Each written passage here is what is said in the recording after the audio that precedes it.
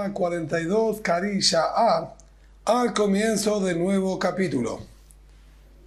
Ve'elo obrim ba'Pesach. Estos son los productos que la persona pasaría por la prohibición de Val Yerae Val Immatze.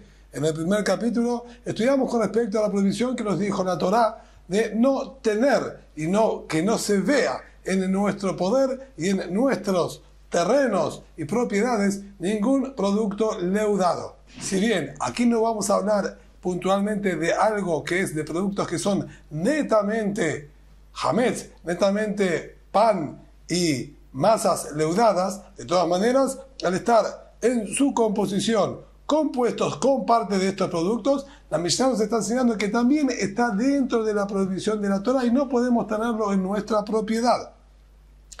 Kutah Babli. Vamos a hacer primero una traducción literal, luego la Gemara se va a dedicar a explicarnos uno por uno exactamente cómo estaban compuestos. Kutah Babli sería un queso cottage de Babel. Veshechar Hamadi. El número 2 sería la bebida de Madai, que era como una especie de licor o cerveza.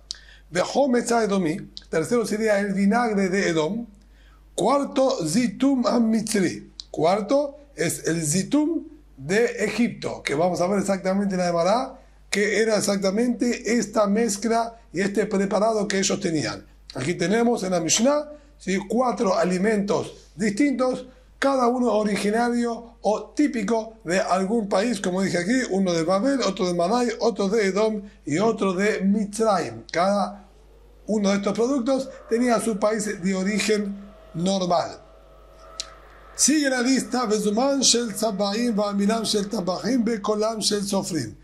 tenemos el zumán que utilizaban los tintoreros, los que tiñen, ¿bien?, las telas y los cueros. La masa que utilizan para cocinar los cocineros.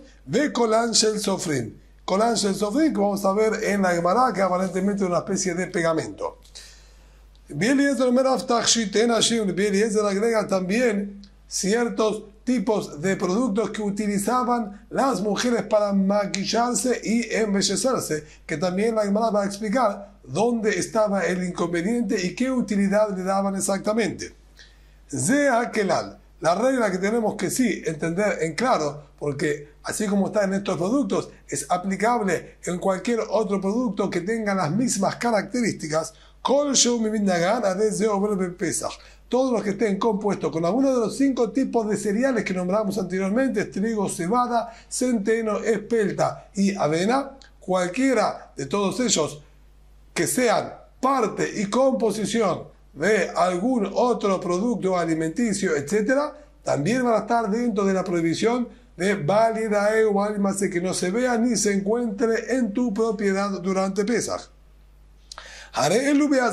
Sobre esto tenemos la advertencia también de no consumirlos.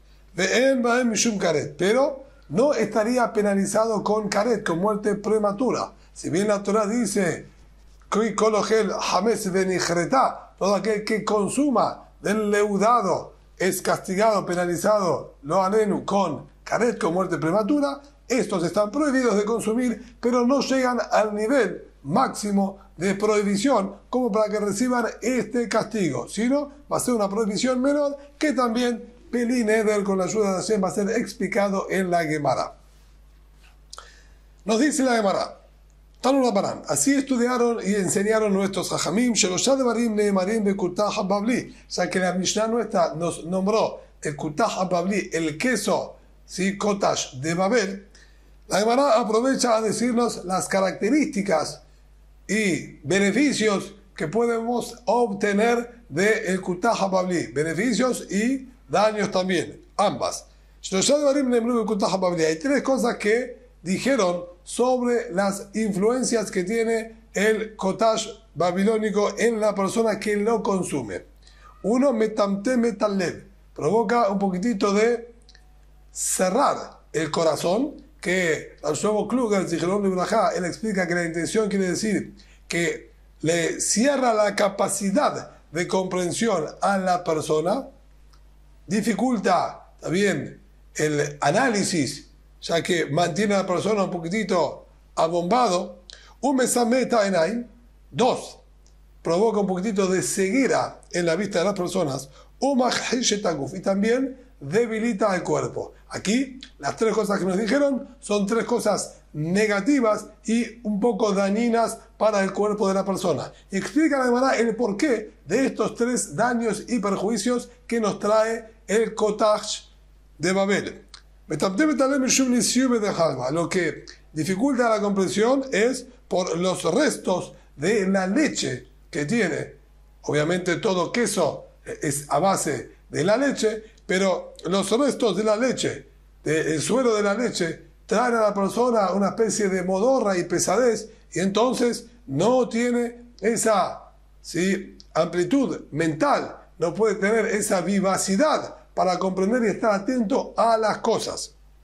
2. Mesameta enaim, lo que provoca un poquito de ceguera, mishum milha, es por la sal con la que estaba condimentado y adobado.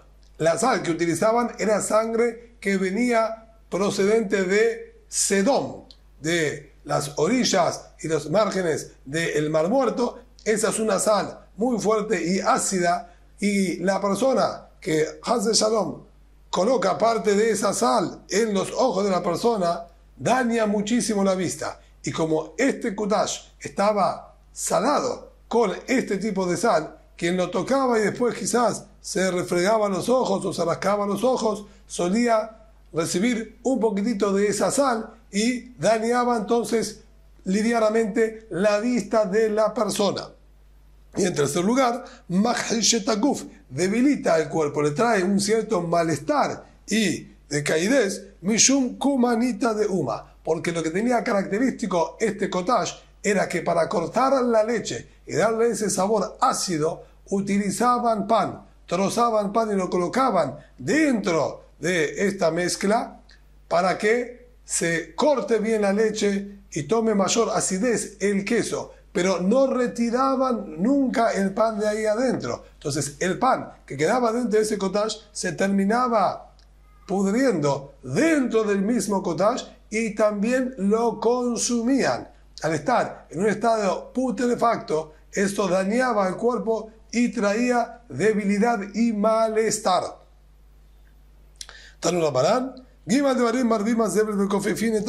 Ya que hablamos de productos dañinos y beneficiosos para el cuerpo de la persona, aprovecha la Gemara y nos trae una segunda baraita que dice lo siguiente: hay 3 cosas que Marbim Hazebel, que aumentan la cantidad de materia fecal dentro del cuerpo de la persona. De Kofefin etacomá, lo debilitan, haciendo que la altura de él quede como si fuese encorvada por la debilidad, que siente pesadez en el cuerpo y su cuerpo se muestra caído. Y por tercero, y quitan una 500ava parte, ¿está bien?, de la vista de la persona. Elohim, ¿cuáles son estas 3 cosas? Pat kibbal, pan negro, pan hecho con el salvado y la cascarilla, al no estar tan refinado y tener muchísimas de las fibras que no fueron quitadas, entonces eso aumenta la materia fecal dentro del cuerpo de la persona. Veshechar hadash, lo mismo, el licor que normalmente era licor de dátiles, esto también aumenta mucho si es fresco, recién hecho, todavía no estacionado. Y por tercero, yarak hay verduras crudas.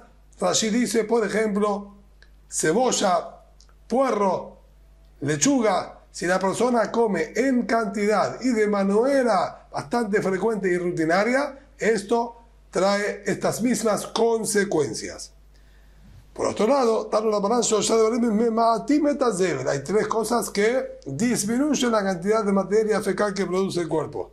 Le dan fuerza y la persona es como que puede estar parado, más erguido, con mayor fuerza. Y también son muy beneficiosos para la vista del ser humano. Eluhen pat nekia. Primero, pan fabricado con harina pura y limpia, ¿sí? Aquí llamaríamos harina 4 ceros. Basar shamen, carne grasosa.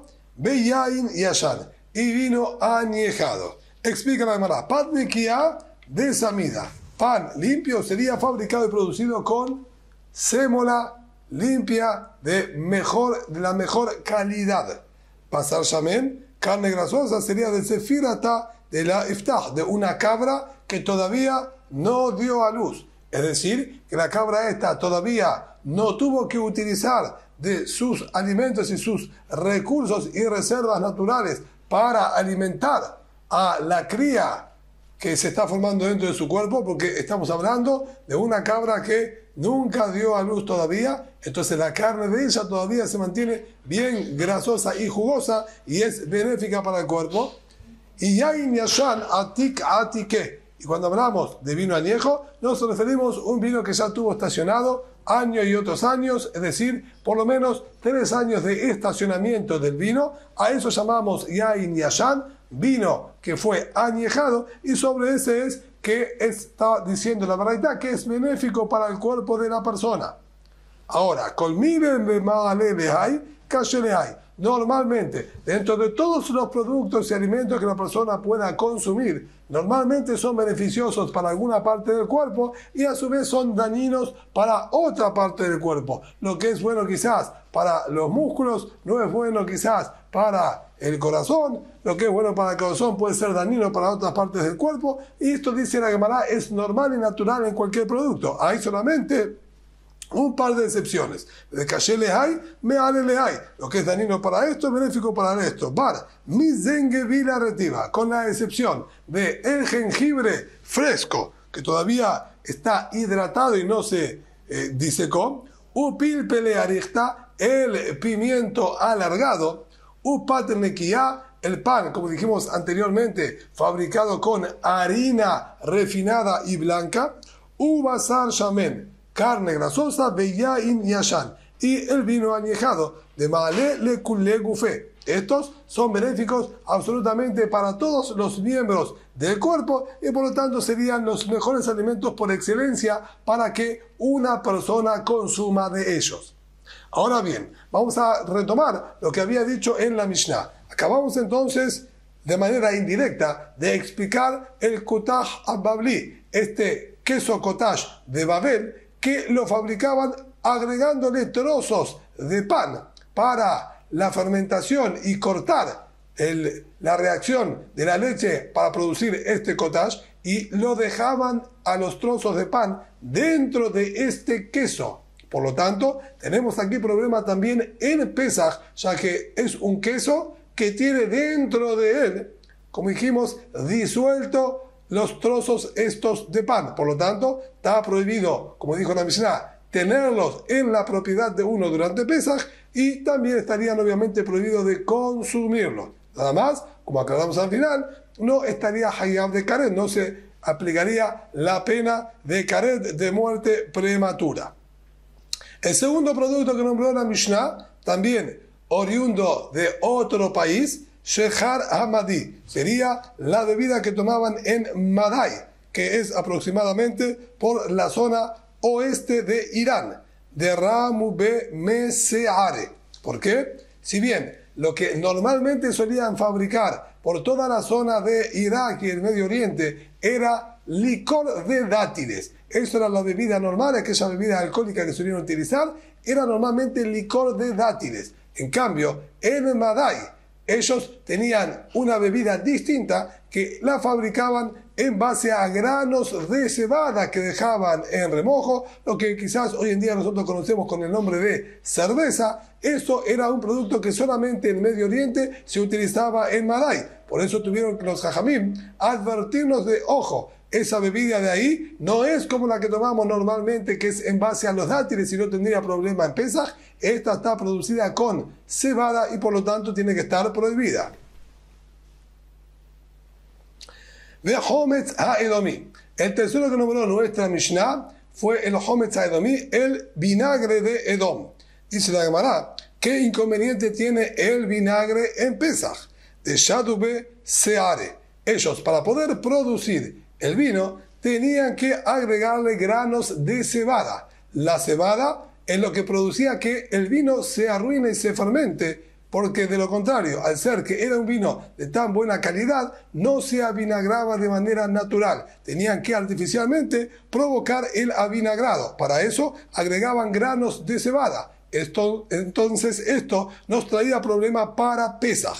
Y dice, de hecho, la Gemara, Amar Rav Nachman, dijo Rav Nachman, Batajilá, originalmente, en la época que teníamos el Bet HaMikdash, que Shayum Meviim Nesachim, mi Yehudá, cuando traían los Nesachim, que eran una especie de ofrendas con vino que se vertían sobre el Mizbeach, sobre el altar, normalmente solían traerlos de la zona de Yehudá, que Shayum Meviim Nesachim, mi Yehudá, cuando traían Nesachim, estas ofrendas de vino de la zona sur de Eretz Israel, donde es la parte correspondía al Shevet de Yehudá, a la tribu de Yehudá, Lo Yayeram Shel Yehudá Mahmitz.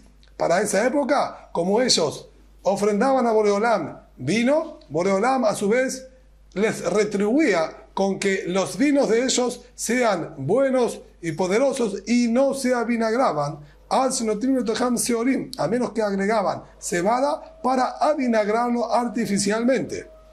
De ahí notó Hometz Setam, ¿sí? Y llamaban a esto Hometz Setam, vinagre, ¿sí? Común. Era el vinagre común y corriente, así lo llamaban. Vinagre común era el vinagre que estaba fabricado artificialmente con el agregado de la cebada. De Achshav,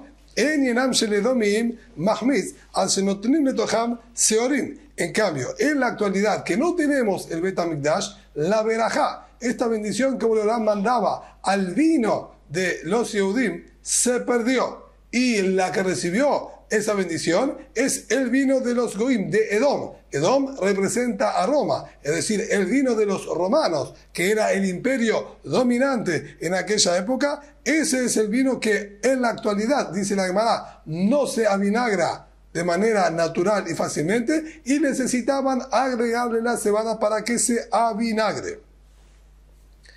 Bekorin Oto Hometz HaEdomi, y es el que hoy en día llaman el vinagre de Edom. Es decir, originalmente era el vinagre Setam, aquel que los Yehudim tenían que avinagrar artificialmente, era el vinagre común. Vinagre común era el que tenían que artificialmente avinagrarlo. En la actualidad, el vinagre que los Goim tienen que avinagrar artificialmente con el grano de cebada es lo que llaman el vinagre de los romanos, ya que ellos tienen buen vino y necesitan artificialmente avinagrarlo. Por eso es que nuestra Mishnah nombró como producto prohibido el vinagre de Edom, ya que ese es el vinagre que tiene el agregado de la cebada y es problemático para la festividad de Pesaj. En cambio, el vinagre nuestro no tendría problema, de acuerdo a lo que dice la Gemara, ya que es vino que se avinagró solo, sin ningún agregado de cebada.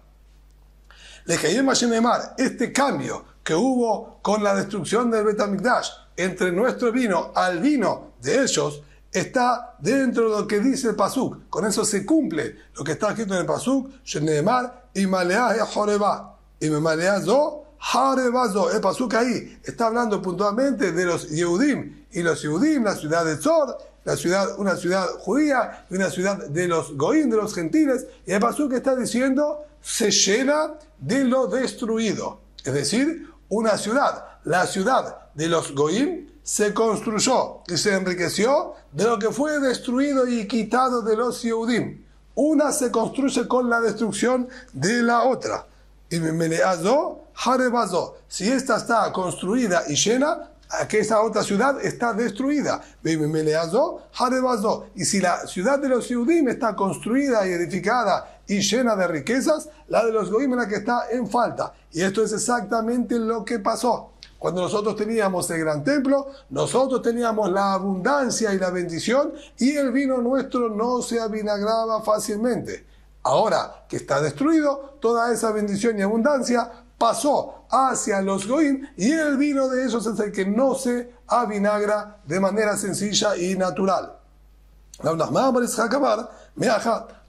Yitzhak dijo, tengo otro pasuk de donde nosotros podemos aprender, ul om mil om yemas. Cuando el pasuk en sus orígenes, cuando vamos a los orígenes del pueblo de Israel y los orígenes de la nación e imperio romano, que eran Jacob y Esav, los dos hermanos mellizos que nacieron de Isaac y de Rivka, el pasuk dice, ul om mil om yemas, una nación se sobrepondrá sobre la otra nación, o esta o la otra. Nunca las dos van a poder estar en un nivel similar de grandeza e importancia.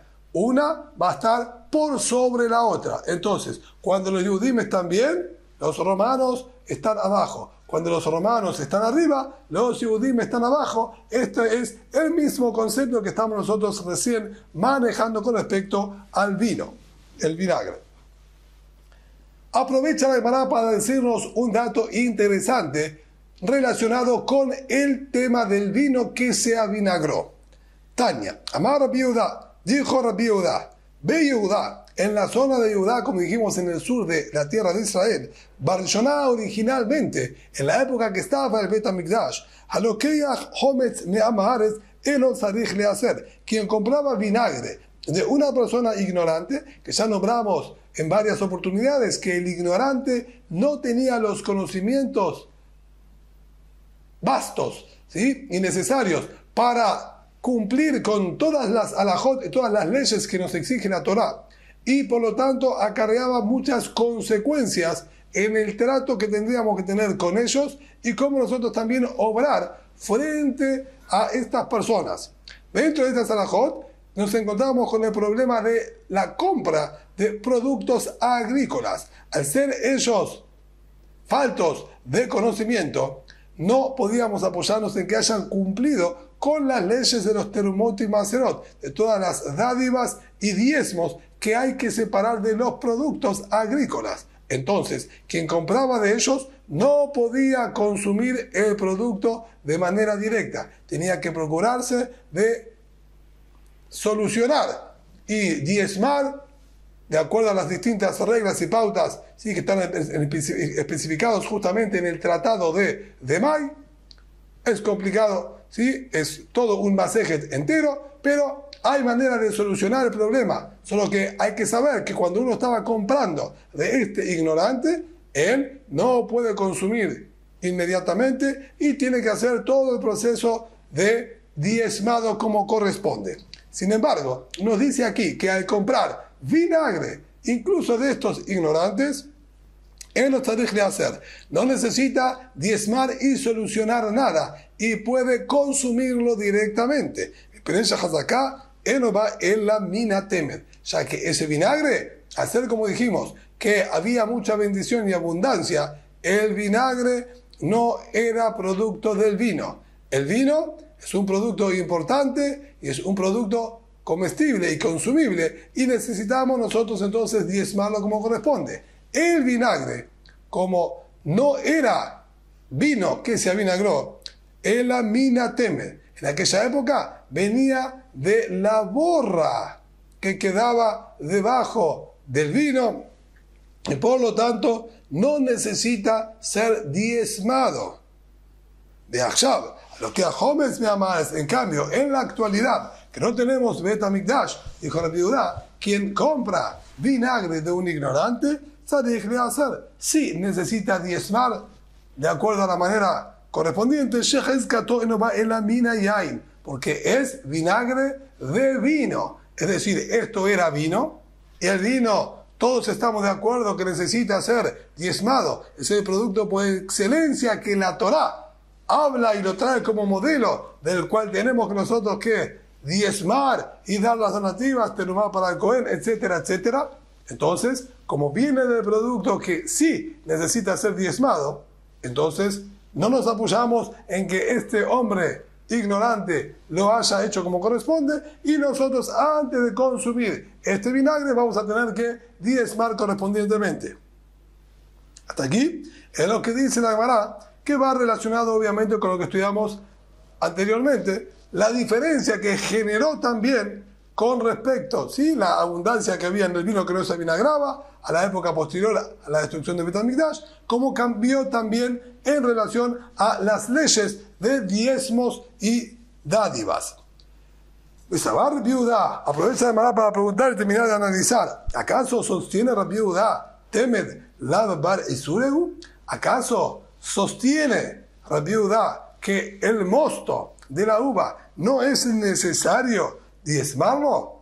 El argumento que utilizó Rabbi Yehuda, ¿por qué en la época del gran templo no necesitábamos diezmar el vinagre que comprábamos del ignorante? Dijo, porque no es vino que se avinagró, sino está fabricado y producido con el mosto de la uva. ¿Y acaso el mosto de la uva no tiene importancia como para tener que ser también el diezmado? Beatnan, nosotros estudiamos en una Mishnah en el tratado de Maaserot, que dice, Ametamed, Benatan Mai Bemida, que esa persona que dejó descansar todo el mosto en el fondo del barril.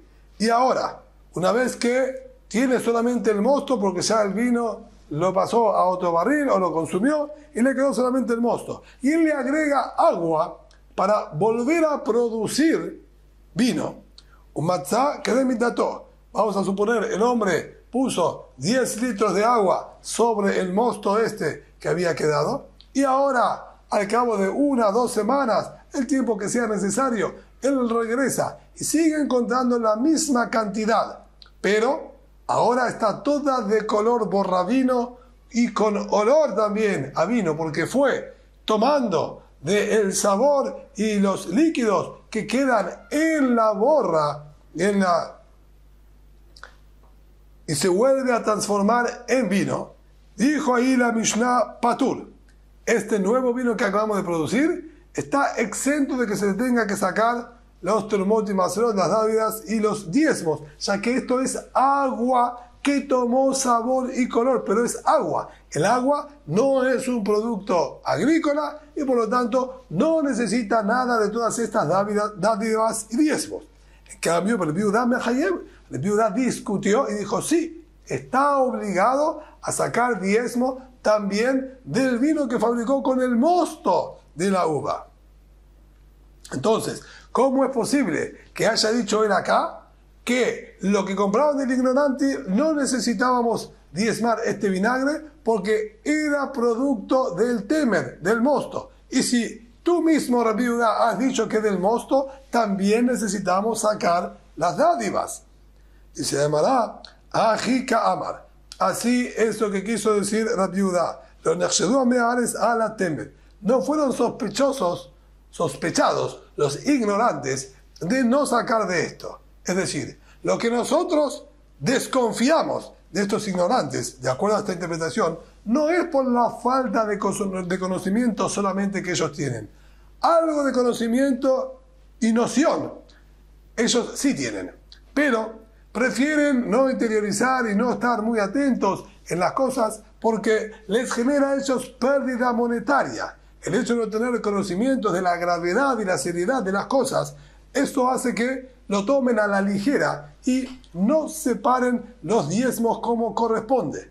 Pero eso es solamente productos que les infiere a ellos un problema monetario y pérdida. Aquí, que al fin y al cabo era todo producto del mosto. Entonces, la pérdida monetariamente era algo mínimo, era ínfimo. No les molestaba a ellos sacar los diezmos y las dádivas, y seguramente que ellos sacaron, porque no es un problema monetario en absoluto. Eso sería entonces la explicación. Es decir, realmente tienes razón, también del mosto hay que sacar los diezmos, y el problema acá no existe, porque los ignorantes también van a diezmar de este producto, ya que no tiene un valor importante en el mercado. Y Baitima, y si quieres puedo dar otra respuesta. Nechshedú, son sospechados de que no saquen tampoco de esto, esos son ignorantes, no saben, no están atentos. No creo que hayan sacado los diezmos y dádivas. Y entonces, ¿por qué permites? Verá Kashia, bedar vaca, de pursane. Nosotros vamos a marcar diferencia si es del mosto de las uvas que están fabricando y produciendo el nuevo vino y el vinagre. Si es del mosto, que entonces es lo que quedó del aplastado de las uvas, hay todavía dentro de ellos restos de jugos de uva y vino originales. Y eso seguro que tiene que ser diezmado. Entonces, cuando nosotros agregamos agua sobre ese tipo de mosto, están todos de acuerdo que hay que sacar terumot y macerot, dice la viuda, hay que sacar de los diezmos, hay que sacar las dádivas como corresponde, y agregaste, si el hombre agregó agua, tiene que nuevamente, cuando se produce el nuevo vino, sacar. Es decir, si ya habían sacado originalmente, no es necesario otra vez. Pero como eran de los ignorantes, nosotros suponemos que ellos no sacaron, entonces debemos sacar ahora. Pero en cambio, cuando está producido con lo que es la borra, con lo que es ya las semillas y cáscaras secas de lo que se había producido anteriormente, ahí ya no quedó más jugo de uva y vino dentro de esos restos de borra que hay. Y por lo tanto, cuando nosotros agregamos agua y producimos un nuevo vino, no hay nada del jugo y del vino original. Y por lo tanto, no es necesario diezmar y separar nada para los Kohanim, los Leviim, etc. Por lo tanto, marcamos diferencia en base a qué tipo de mosto se lo hizo. El mosto normal y convencional, sí es necesario sacarle a eso el diezmo. En cambio, aquí estábamos hablando, cuando él permitió, era porque se lo hacía en base a las semillas y las cáscaras secas que ya habían quedado del vino. Sobre esas es que dijo que no hay ningún problema. Nos quedaba pendiente, sí, entonces ya explicamos Kutaja Babli, Sheharamadi, explicamos también el Hometz Aedomi, es decir, el cottage, el queso de Babel. Explicamos también ya en segundo lugar la bebida de Madai, que era como una especie de cerveza con granos de cebada, y explicamos también el vinagre romano de Edom, que para producirlo necesitaban agregarle granos de cebada para que sea vinagre. Nos falta entonces uno más, que era el zitum ha-mitzri, el zitum egipcio. Mai zitum ha-mitzri, que es este alimento egipcio. Tana Rabbi Yosef, enseñó Rabbi Yosef, tilta seare, está producido con 1/3 de granos de cebada, tilta kurtme, 1/3 de cúrcuma, ve tilta minja, y 1/3 de sal. Rapapá, afixiare umail jite. Rapapá, él explicaba similar, pero cambiaba un ingrediente. No 1/3 de cebada, 1/3 de granos de trigo.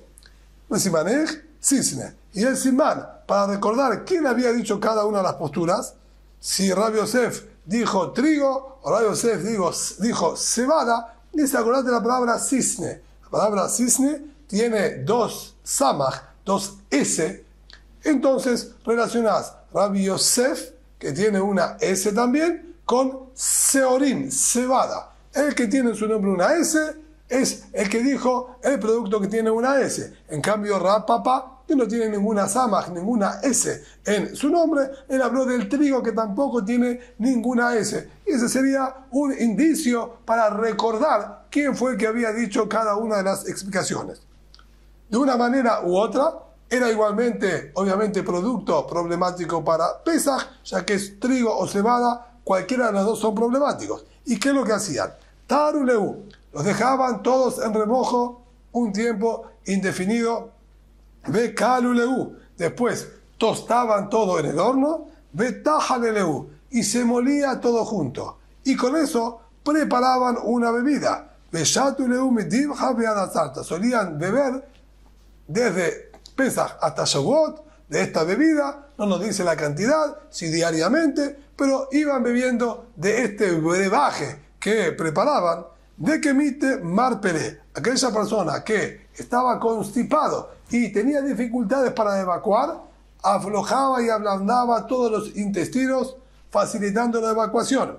Pederafe, macmitle, y aquel que estaba con el estómago, los intestinos flojos, al beber este brebaje, se contraía y cortaba un poquitito esta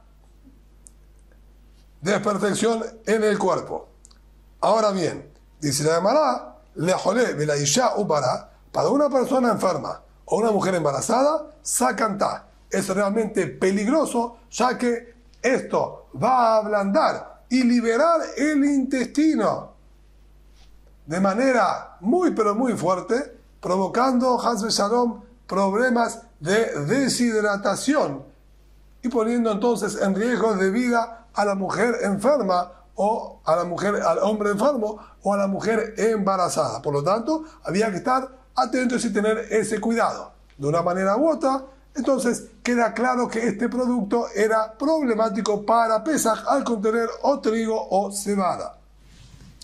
Y los últimos tres que trajo la lista de nuestra Mishnah fueron Zuman Shel Sabbaim. ¿Qué es este Zuman Shel Sabbaim? Acá Targuimo aquí explicaron Maya de Jivare. Es el agua que está hecha con el almidón del trigo, que queda toda completamente blanca, de Tzav Behuliba. Y utilizaban esta agua para teñir con ellas cueros que eran medio rojizos, los tenían con esta agua para blanquearlos. Este agua, justamente al estar producida con almidón del trigo, entonces tiene que estar prohibida en Pesaj. Va a Milán Shel Tabbachim, que era este amilán, esta masa de los cocineros. Pat Tebuá Shelo Evia Shlish. Ellos cosechaban granos de trigo que no habían llegado ni siquiera a un tercio de su crecimiento, que son más ácidos.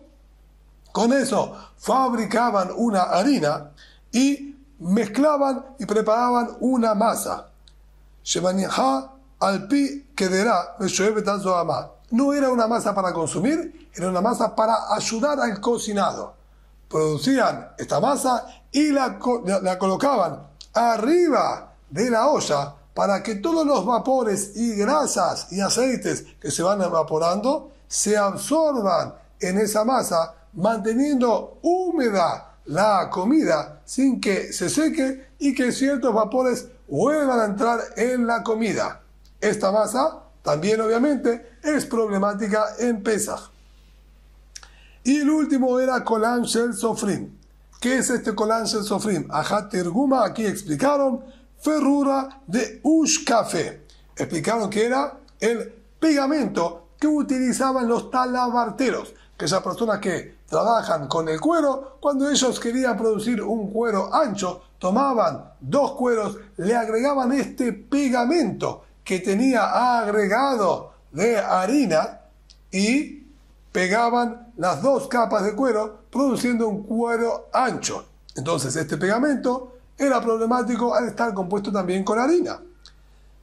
Rab Shimi me Huzanaá, en cambio Rab Shimi de la ciudad de Huzanaá, Amar, él dijo, Zeti Pulan Shel Benot Ashirin. No, esto está haciendo referencia a el tipo de crema, si podemos decir, era una más común engrudo, que utilizaban las mujeres adineradas para depilarse el cuerpo de ellas. Las mujeres pobres solían depilarse el cuerpo con cal, que era algo más barato y menos costoso. En cambio, las Benot Ashirim, las hijas de los adinerados, utilizaban harina e incluso harina blanca para hacer una especie de engrudo, colocárselo sobre el cuerpo y con eso depilar sus cuerpos. Ahora bien, ellas, una vez que ya lo habían utilizado, no volvían a reutilizarlos y se los daban a las hijas de los sofrim. Se los daban a las mujeres pobres, normalmente eran las hijas de los sofrim, de los que enseñaban a estudiar a los niños con los sefarim, con los libros, y por eso es que la Mishnah nuestra dijo Kolan Shel Sofrim. Sofrim de la son, Sofer y Sefer, que estaban con los libros y enseñaban a los niños. Ellos normalmente no tenían un poder adquisitivo importante, entonces las hijas de los adinerados les daban a ellas estos restos de sus engrudos para que utilicen. Esto es lo que dice aquí, Tipulan Shel Benot Ashirim, es lo que hay un toflot, lo que se pegaban en la cara las hijas de los adinerados, que se lo dejaban luego para las hijas de los pobres. Y estaba hecho, como dijimos, con harina, por eso es problemático en Pesaj. Ini, pregunta además, ¿cómo es posible esto? Ya enseñó el Bihya, Medina, que nuestra Mishnah nombró 4 tipos de países distintos. Los primeros 4 productos, como dijimos, originarios de cada país. Hay 4 países que fueron nombrados en nuestra Mishnah y 3 tipos de oficios y profesiones distintas. Es decir, que Rabbi Yehuda, cuando sintetizó nuestra Mishnah, dijo, recuerden, hay 4 países y 3 profesiones. Una manera de sintetizar lo que estaba escrito en nuestra Mishnah.